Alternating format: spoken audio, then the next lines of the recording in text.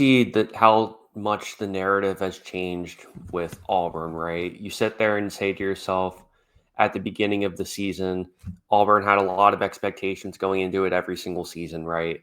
And then you go into, hey, they struggled at the beginning of the season. Maybe Hugh Freeze is even on the hot seat, for example. And they finish off the season relatively strong. You go back and you think of that Texas A&M game that went into four overtimes. They played Vandy pretty tough. They ultimately got whooped by Georgia too, and a couple other close games in between, such as the UCal game and whatnot too. But to me, this feels like a very much like a sort of the moment, in my opinion, where it goes from having the potential now to now needing to see results, right? Because you look at this Auburn program, there's been so much turnover in some degree, right? Because Auburn has had four straight losing seasons, including what I would argue a step backwards in the sense that they didn't make a bowl game this year.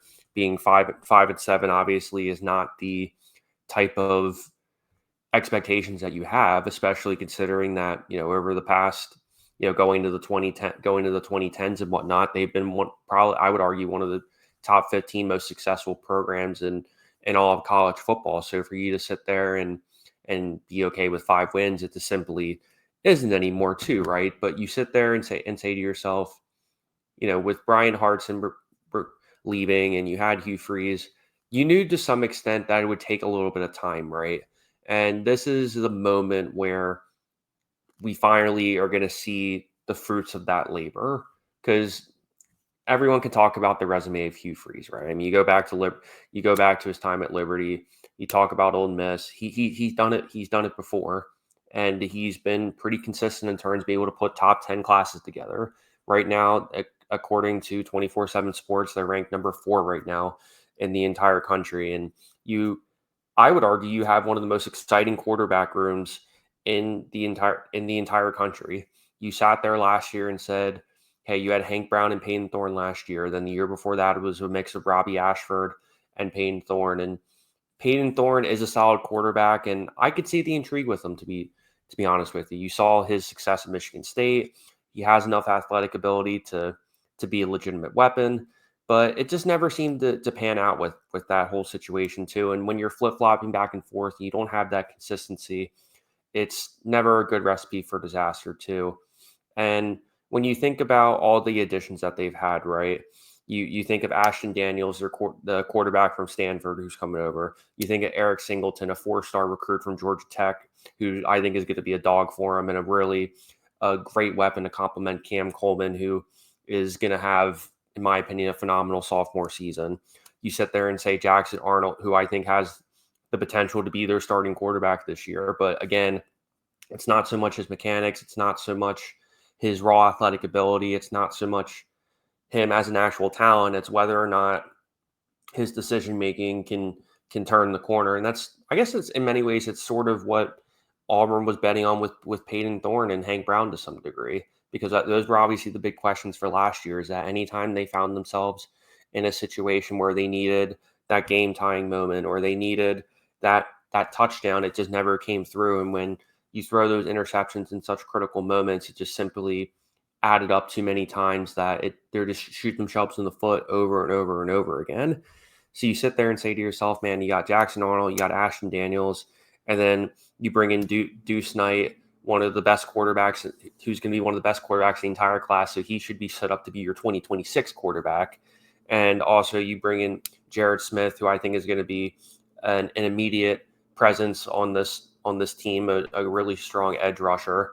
And also you have Alvin Henderson, who has the capability to perhaps produce maybe on third downs and some situational plays in the halfback room. So you sit there and say to yourself, they've added 14 new players and only 16 players have left the transfer portal. And, for the most part, a lot of them have kind of been lower star sort of players. 24/7 Sport rankings have Auburn only losing 1 4-star transfer so far, yet adding 6. So it's clear that Hugh Freeze message is working. And we've said about this time and time again about Hugh Freeze. He's always been a phenomenal recruiter no matter where he goes. And I think a lot of the questions with him has just been his general personality, and also I think just people just quite frankly hating on him too prematurely. I mean, you sit there and you go back to when they lost versus UCal, and you think of when they had that close. You think of that game where they lost to Oklahoma and Mizzou when there was that 4 game stretch, and there were people for calling for Hugh Freeze's head.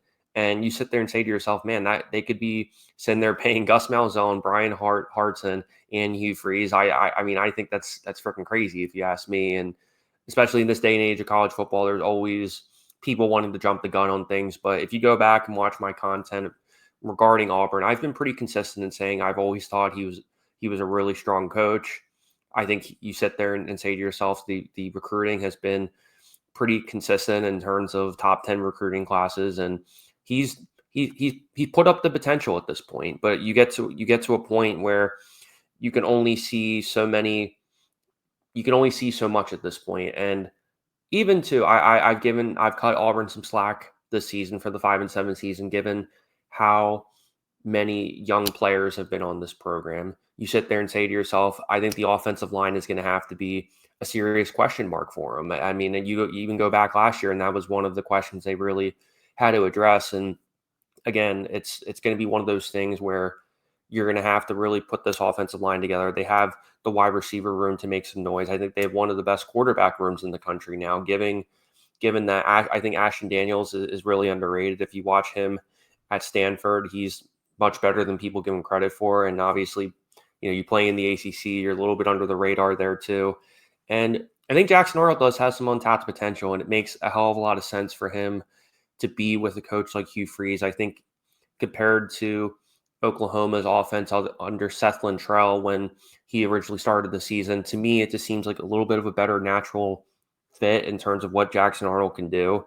And in many ways, it seems like a linear move, right?